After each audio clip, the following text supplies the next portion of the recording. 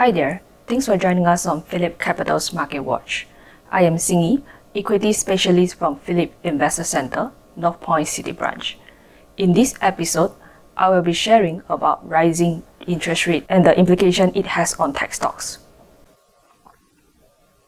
Inflation rates in the US came in a little over expectation, with the May CPI, Consumer Price Index, rising to 8.6% year-on-year. This is a new 40-year high, giving American households no respite from rising costs. The US May CPI data suggests that inflation remains elevated and may have yet to reach its peak.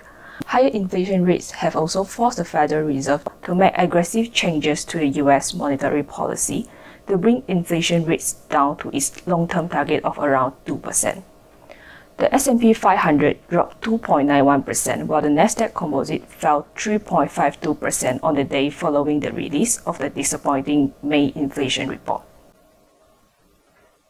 As interest rate rises, safer assets will become more attractive while more speculative assets become less so.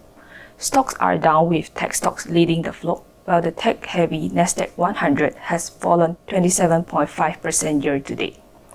Why would a rise in interest rates hurt stocks, particularly technology stocks that were doing well? Stocks are competing with bonds as an investment. As interest rates rise, bonds become increasingly attractive as bond yields usually move in line with interest rate. With rising interest rates, bond price drop. This will mean investors can attain a better yield from existing bonds or buy new bonds with higher coupon rates. Furthermore, investors fear that tech companies that were boosted by the COVID-19 pandemic might be running out of steam. Investors are starting to reassess whether tech companies will be able to succeed with the higher interest rate. This uncertainty causes investors to take a less riskier stance on tech companies, potentially moving their funds into value stocks instead. The stock market has a discounting mechanism in which its participants are always taken into consideration for events that might happen in the future, with prices being adjusted accordingly, analyzing to try and figure out what a future stream of cash flow or earning is worth today. While valuing a company, weighted average cost of capital (WACC) is used as discounting factors. A rise in interest rate and in effect the respective WACCs will, therefore, reduce the current discounted value of expected earnings.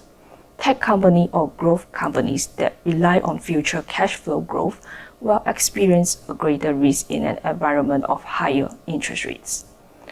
Apart from that, growth companies usually have a higher debt-equity ratio, which will be affected by the higher interest costs. That's all for today's Market Watch. Do remember to like and follow us on social media or subscribe to us on YouTube. Thanks for joining and see you soon.